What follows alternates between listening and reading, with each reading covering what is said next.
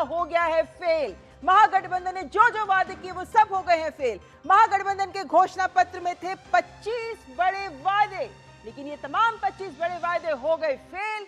और यहां पर आपके वक्त इस समय ब्रेकिंग न्यूज के अपने वादों का ब्लूप्रिंट नहीं दे पाए तेजस्वी, जिसे एक बड़ा कारण माना जा रहा है कि क्यों महागठबंधन के पक्ष में लोगों ने वोट नहीं किया। महागठबंधन का बेहद खराब प्रदर्शन जो आंकड़ों में हमारे सामने है, मात्र 48 सीटें ऐसी हैं जिसमें महागठबंधन इस वक्त रुझानों में भी आगे बढ़ता नजर आ रहा है। लेकिन विपक्ष को कहा जा रहा है कि जो फ्रेंडली फाइट थी, ये फ्रेंडली फाइट ने गलत संकेत दिया। हालांकि फ्रेंडली फाइट लगभग 12 सीटों पे थी, लेकिन संकेत लोगों के बीच गलत गया कि अगर अपना ही घर नहीं संभाल पा रहे, सहमति नहीं ले पा रहे हैं, तो फिर आगे जनता का क्या करेंगे। हर घर सरकारी नौकरी का जो वायदा किया गया वो भी फेल हो गया। बिहार को पसंद ही नहीं आया ये जो वोट चोरी का इतना बड़ा मुद्दा था। वोट अधिकार रैली निकाली राहुल गांधी ने, लेकिन वोट चोरी का की सोच ही रास नहीं आई। बिहार को तेजस्वी प्रण पर भरोसा ही नहीं हो पाया, जिसको लेकर तेजस्वी यादव आ गया, जो अभी फिलहाल राघोपुर सीट से स्वयं ही जूझते नजर आ रहे हैं। इस वक्त ये तमाम रैली आपके सामने हम ये रख रहे हैं कि अलग अलग सीटों पर अलग अलग रंग, लेकिन इसके पीछे की कहानी क्या है जानने के लिए हमारे साथ जुड़ रहे हैं हमारे वरिष्ठ सलाहकार विनोद मिश्रा जी। विनोद जी, ये जो रंग है ये दिखा रहे हैं, ज्यादातर हरा रंग बिखरा हुआ है केसर के साथ। ममता जी, अगर इस रंग को देखें तो एक बात तो क्लियर है कि बिहार में अब तक जो नैरेटिव थे सामाजिक समीकरण के नाम पे, वो सारे समीकरण के को एक तरह से इस रंग ने फीका कर दिया है। ये आप जो रंग देख रहे हैं जेडीयू और बीजेपी की, अभी हम ये नहीं भूलना चाहिए ये सिर्फ रुझान है, ये अभी रिजल्ट नहीं है। लेकिन लालू यादव परिवार के अगर उनके दोनों बेटे चुनाव में पीछे चल रहे हैं तो ये एक बड़ा संकेत है कि आप एमवाई कास्ट फैक्टर से ही बिहार को इतने दिन तक अपने पॉलिटिक्स नहीं संभाल सकते हैं। ये आप देखिए जितना इलाका है जगदीशपुर का देखिए, ये जितना हरलाखी देखिए, बिस्ती देखिए, ये सारे इलाके में जब आप देखेंगे तो वो सारे समीकरण आपको फेल होते हुए देखेंगे। अरवल में देखिए बीजेपी जीत रही है, भभुआ में बीजेपी जीत रही है, मोहनिया में जीत रही है, फारबिसगंज में जीत रही है। इसका मतलब है कि जहां जहां यादवों का जो बात होती थी वहां यादवों का भी वोट बीजेपी को पड़ा है, वहां और दो ओबीसी और ईबीसी का कास्ट का जो वोट है वो भी बीजेपी को पड़ा है। इसका मतलब जो एक बनाया गया था इलेक्शन मैनेजमेंट बीजेपी खास करके एनडीए ने लड़ा है, वो असर आपको दिख रहा है। एक आपको कंस्टिट्यूएंसी वाइज दिखाता हूं, पूर्णिया का देखिए कि पूर्णिया में बीजेपी लगातार आगे चल रही है।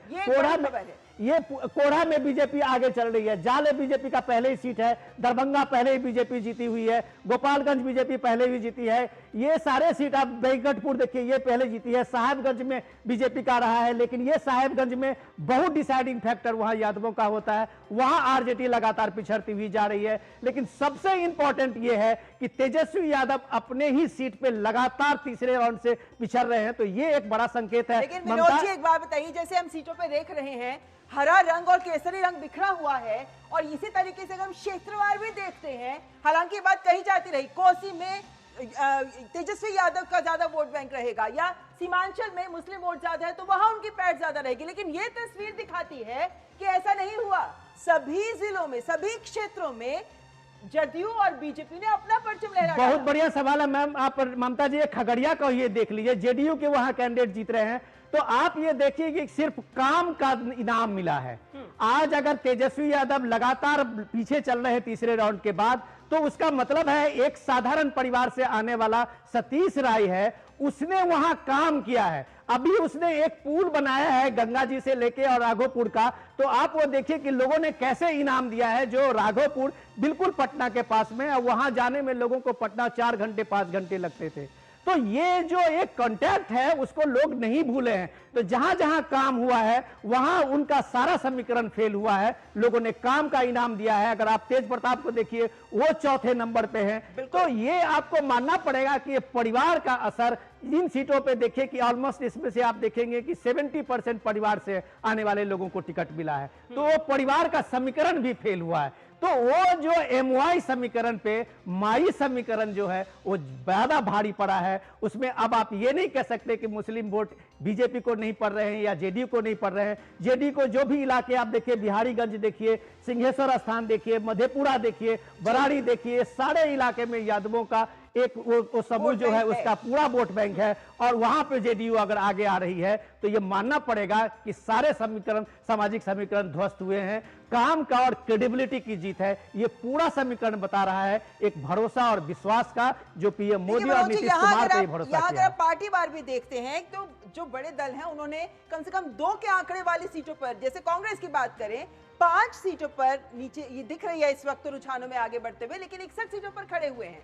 हालांकि हम जैसी पार्टियां, छोटी पार्टियां 6 सीटों पर लड़ी तो 4 को भी आगे चलती नजर आ रही हैं। ये जो बड़े दल हैं जिसमें महागठबंधन में राजद, कांग्रेस, इनको तो नकार ही दिया है जनता ने।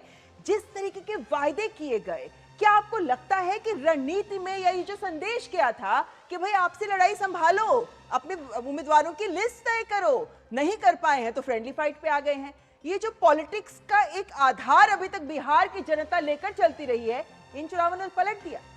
मैं इस बात को, हम लोग बहुत पहले से दूरदर्शन में एक बता रहे थे कि आप सिर्फ एक नैरेटिव को लेके लोगों के सामने में है, और दूसरा एक एनडीए है जो सीधे सीधे काम को लेके सामने में है।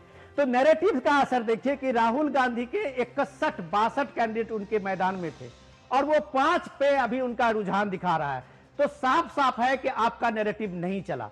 तेजस्वी यादव हर घर नौकरी दे रहे थे और वो भी इस तरह से महिलाओं को कह रहे थे कि 30,000 14 जनवरी को हम देने जा रहे हैं, जो आप अभी बता रहे थे कि वो कभी ब्लूप्रिंट नहीं बता पाए।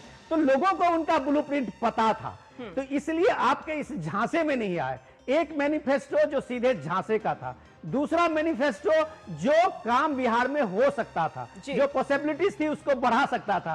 तो इन सारे चीजों में देखिए कि आप इन सारे मधेपुरा से लेके, सिंहेश्वर से लेके महिषी में देखिए आप आरजेडी थोड़े आगे चल रही है अभी रुझानों में, बेलगंज में आगे चल रही है, यहाँ आप देखिए टिकारी में आगे चल रही है, और बाकी ये सारे जो सीट है, सोनबरसा आप देखिए, ये सारे सीट कभी आरजेडी के गढ़ हुआ करते थे, वहां आरजेडी लगातार पीछे जा रही है।